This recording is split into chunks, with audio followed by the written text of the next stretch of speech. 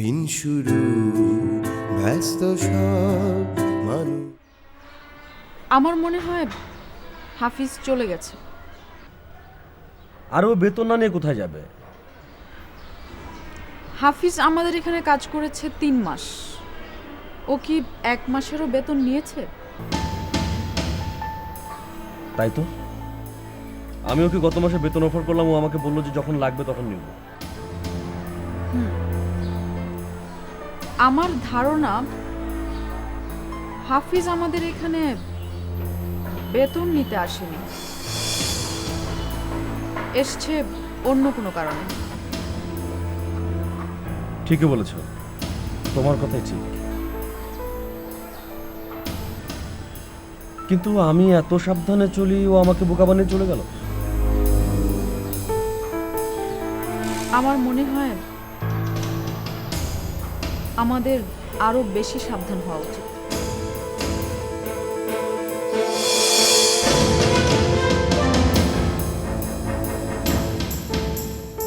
এই মুহূর্তে মোবাইল সংযোগ দেওয়া সম্ভব হচ্ছে না। ওর ফোন তো এখনো বন্ধ।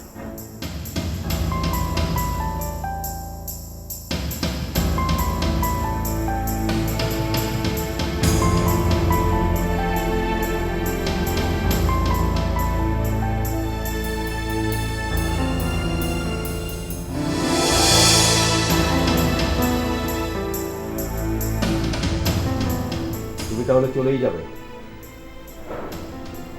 আমি এই বাড়িতে কেন থাকবো? তোমার কি মনে হয় আমার কিচ্ছু নেই, আমি ভিখিরি? তুমি ভিখারি কিনা সেটা আমি জানতে চাই না। আমি তোমাকে প্রশ্ন করতে চাই, এই বাড়ি থেকে তুমি বেরিয়ে গেলে এখানে কি তুমি ফিরতে পারবে? কি বলতে চাও তুমি? এর মানে কি?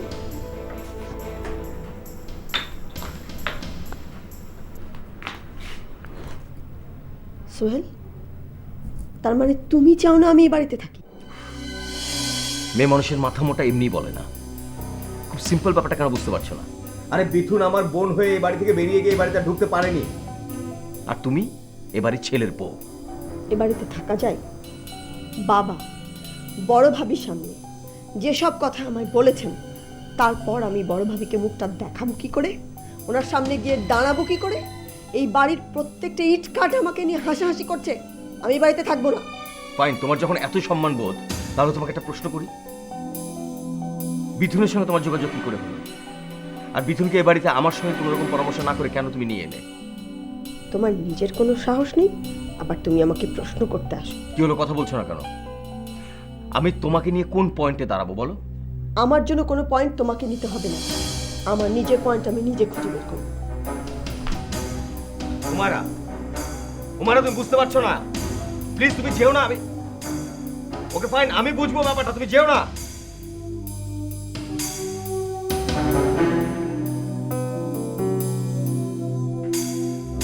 মানুষ নগরে স্বপ্ন সেচে চলে দু চোখ জুড়ে। মহারথী কেউ আর কেউ সাধারণ,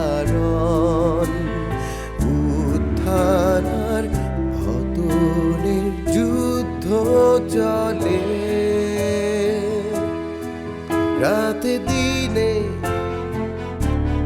রং বদলানো, হাজার মানুষের চাওয়া পাওয়া অতিথি কমর্শিয়াল এরিয়া।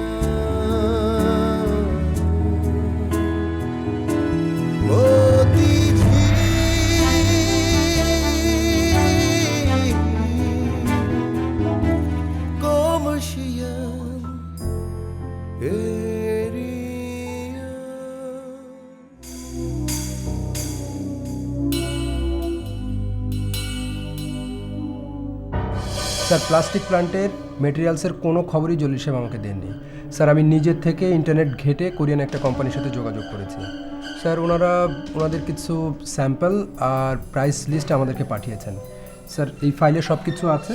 স্যার, আপনি এখন দেখে যদি এটা অ্যাগ্রি করেন তাহলে স্যার আমি ওনাদেরকে অর্ডারটা দিতে পারি। ফাইলটা sir. Take a moment, let me see, huh?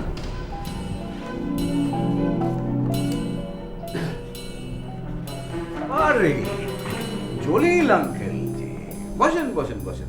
আপনাকে তো অফিসে পাই জানা, দেখাই হয় না আপনার সাথে।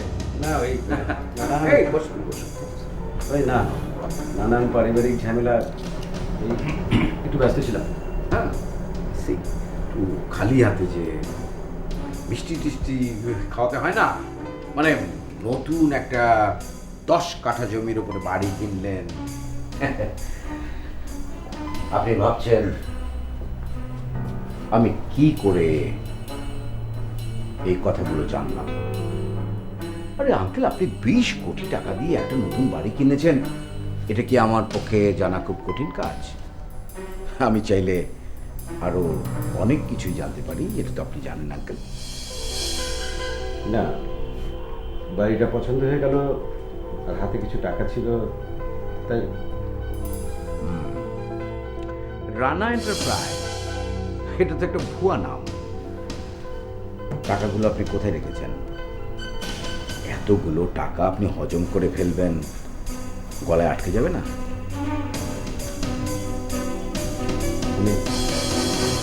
না না, ও যাবে কেন? ও থাকবে। আঙ্কেল, আপনি যে কি জিনিস এটা তো আমাদের অফিসের সমস্ত লোকজন জানে, তাই না?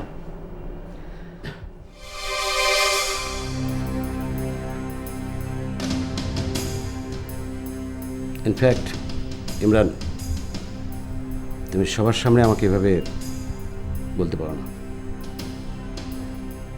ও বাইরের লোক হতে যাবে কেন আঙ্কেল?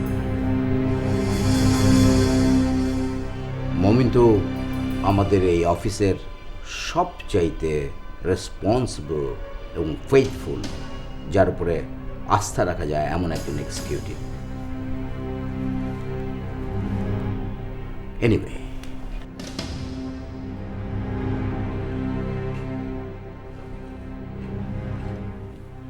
আচ্ছা আঙ্কেল,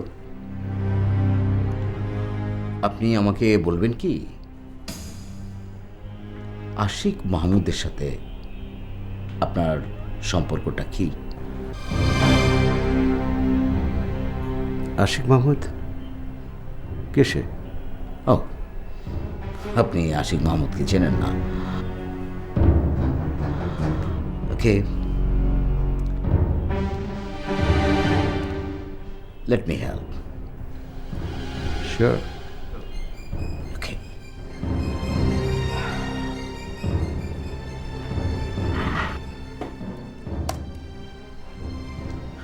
জলিল আঙ্কেল, এখানে কিছু মেইল আছে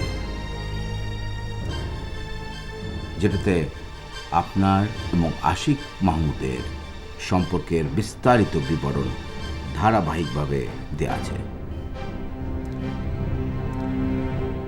And we have all authentic supports. এই মেইলগুলোতে যে সাবজেক্টগুলো আছে সেটাতে বিস্তারিতভাবে জানানো আছে আপনি এবং আশিক মাহমুদ কি করে আমাদের এই মতিঝিল কমার্স প্রাইভেট লিমিটেডকে পথে বসাতে চাইছেন।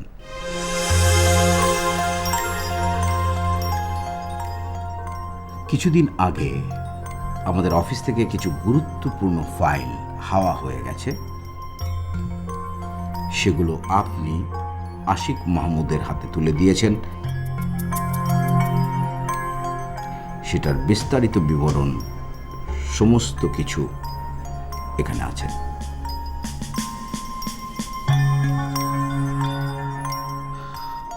আমি এটা প্রমাণ করে দিতে পারবো। No, I decline. এগুলো সব বানোয়াট গল্প। মিথ্যে। আমার কি মনে হয় জানেন,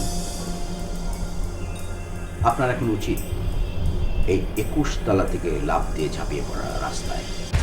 না না না না না, আপনার উচিত না। অ্যাকচুয়ালি আমার উচিত আপনাকে এই 21 তলা থেকে ছোট্ট একটা ধাক্কা দিয়ে নিচে ফেলে দেয়া।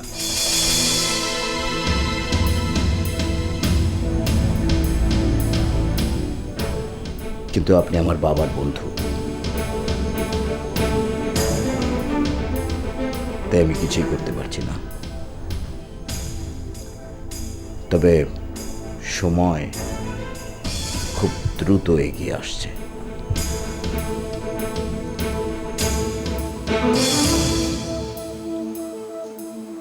If you are through, I want to leave. Uncle,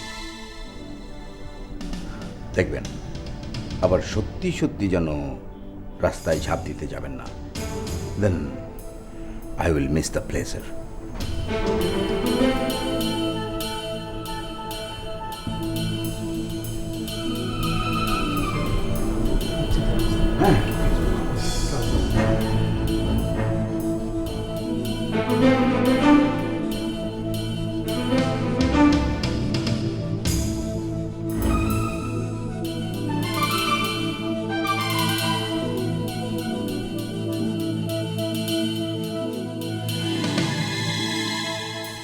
আমি কি বলি ইকবাল, তুমি এভাবে বসে না থেকে ঢাকায় চলে যাও। ঢাকায় গিয়ে কি হবে? এরকম ভ্যাবলার মতো কথা বলো না তো। হাজবেন্ডের সাথে রাগ করে বউ বাপের বাড়ি যাবে, আবার হাজবেন্ড ওকে ফিরিয়ে নিয়ে আসবে। তুমি একবারও সামনে যে দাঁড়াও, তোমার কালো মুখটা দেখলে একবার সব কিছু ভুলেছে তোমার সঙ্গে চলে আসবে। তুমি যত সহজে কথাগুলো বলছো, বিষয়টা আসলে অতটা সহজ না। এরকম বিড়ালের মতো ম্যামও করছো কেন? নিজের বউর সামনে দাঁড়াতে তুমি ভয় পাও? 1 মাস আগে অনেক বুঝে শুনে ওকে আমি ঢাকা থেকে নিয়ে এসেছি। ও আচ্ছা, তাহলে তুমি এই ঘটনা আগেও ঘটিয়েছো। ঠিক আছে, স্বামী স্ত্রীর মধ্যে এরকম ঝামেলা হবেই। তুমি ঢাকা যাও, আমার দৃঢ় বিশ্বাস ও তোমার সাথে চলে আসবে।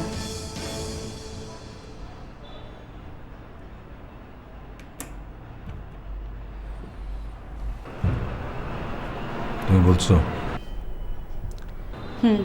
আমি বলছি। যদি না আসে? যদি না আসে তখন দেখা যাবে। জীবন তো আর থেমে থাকে না, রং পাল্টায়, পথ বদলায়, বাট জীবন চলমান।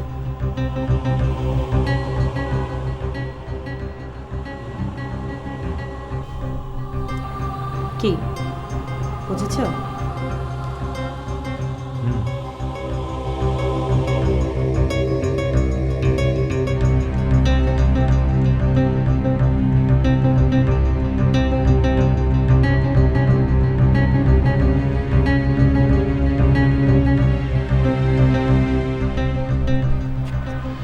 কি আসতে বলেছো কেন? তোমাকে বলেছিলাম না, মতিঝিল কমার্স প্রাইভেট লিমিটেডের জলিল আকন্দ প্রায়ই আশিক সাহেবের বাসায় আসেন।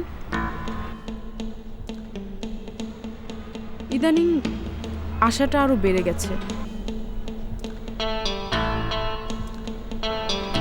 আর হাফিজ নামে যে লোকটা আশিক সাহেবের এখানে থাকতো, সেই লোকটা হঠাৎ উধাও। আমার ধারণা কোথাও মস্ত বড় একটা গন্ডগোল হচ্ছে। হ্যাঁ, আমিও কিছুটা জানি। তাতে তোমার কি? আমার এখানে ভয় লাগছে। আমি এখানে আর থাকতে চাই না। থাকবে না তো যাবে কোথায়? আমি গ্রামের বাড়ি চলে যাব, যদিও সেখানে আমার আরো অনেক বেশি বিপদ। ওসব চিন্তা বাদ দাও। আমি তোমার জন্য একটা বাসার ব্যবস্থা করে দিচ্ছি, তুমিও বাসা থেকে ওঠো। তারপর আগে আশিকের এখান থেকে বের হও, তারপর দেখা যাবে। আর তোমার জন্য তো আমি আছি।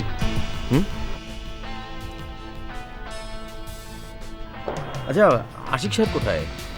আশিক সাহেব দুদিন ধরে বাসায় আসেন না, অফিসও করছেন না। আমি জানি না উনি কোথায়। মনে হয়। কি মনে হয়? আমার মনে হয় উনি ভয়ে কোথাও লুকিয়ে আছেন। ভয় পেয়েছে? আশিক সাহেব ভয় পাবে কেন? স্ট্রেঞ্জ।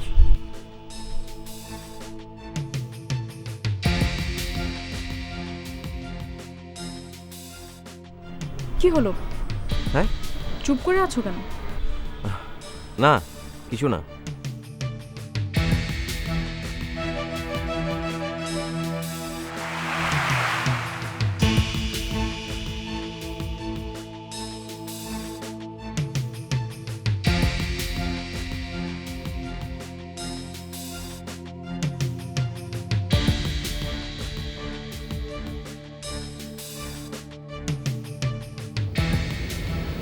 আয়াজ, তুই আমাকে ভুল বুঝিস না। আমার পক্ষে হাবিবকে বিয়ে করা সম্ভব না। আমি জানি তুই আমাকে অনেক ভালোবাসিস। আমার জন্য তুই... হ্যাঁ, তোর জন্য আমি অনেক কিছু করতে পারি। আমি নিজে মরতেও পারি, কাউকে মারতেও পারি, আবার ছুরিও ঢোকাতে পারি। কিন্তু তোর এই প্রস্তাবে আমি রাজি হতে পারবো না। তুই আমাকে ভালোবাসিস না? দেখ জাকিয়া, প্রেম, ভালোবাসা, বিয়ে একটার সাথে আরেকটা সম্পর্কিত। তোকে চাইলে আমি সবটাই চাইবো। আমি তো সন্ন্যাসী না, আমি তো একটা স্বাভাবিক মানুষ নাকি। পারলে ওইভাবে আসিস, তা না হলে প্লিজ আসিস না, প্লিজ। তুই বস, আমি দেখছি। দাঁড়া, আমি দেখছি।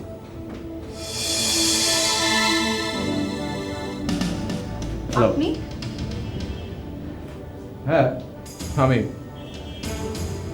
আমার বাগদত্তা কোথায় যায়, কি করে, কার সঙ্গে মেশে, আমি তো খোঁজ খবর নিতেই পারি।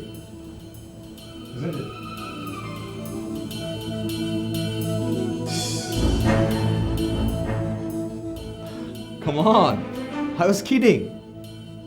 আমি তোমার বাসায় ফোন করেছিলাম, শুনলাম তুমি বাসায় নেই, ভাবলাম তুমি হয়তো এখানে, চলে আসলাম।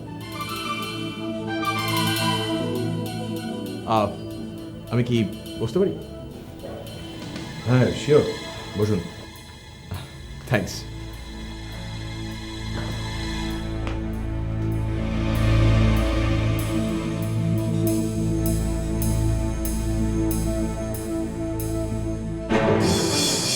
তারপর আশাব কেমন আছে? ভালো। আমি কি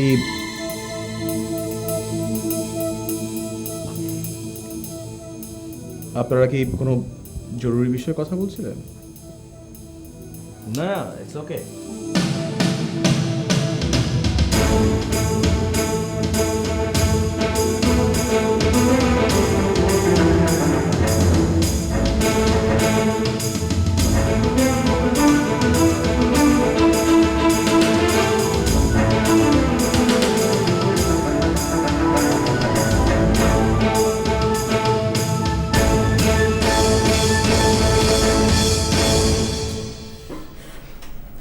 তোমার কথা শুনে তো মনে হচ্ছে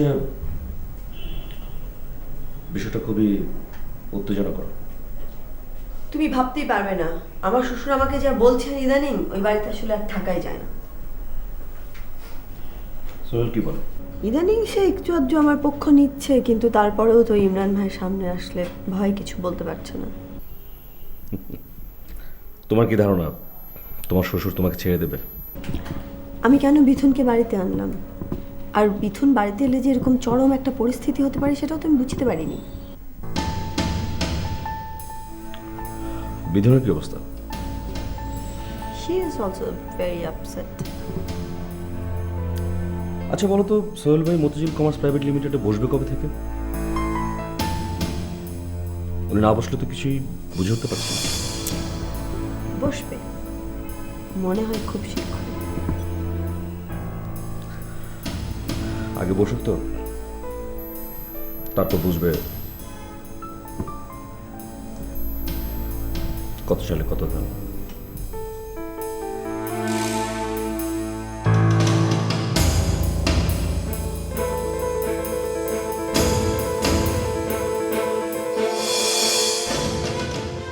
তুমি আমার পিছনে গোয়েন্দাগিরি করছো? গোয়েন্দাগিরি করবো কেন? হ্যাঁ, আমি তোমার খোঁজ খবর নেই, দ্যাটস ইট। তার মানে গোয়েন্দাগিরি করা, যেটা আমার একদম পছন্দ না। আর আমি তো তোমার বিবাহিত স্ত্রী না, শুধুমাত্র কথা চলছে, বিয়ে তো নাও হতে পারে। কিন্তু তোমার ভাবসাব দেখলে মনে হয় আমি তোমার বিয়ে করা বউ। অবাক কাণ্ড। তোমার সঙ্গে তোমার বিয়ে হচ্ছেই।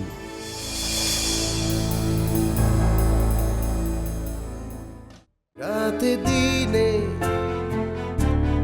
রং বদলানো হাজার মানুষের চাওয়া পাওয়া অতিথি কমার্শিয়াল এরিয়া অতিথি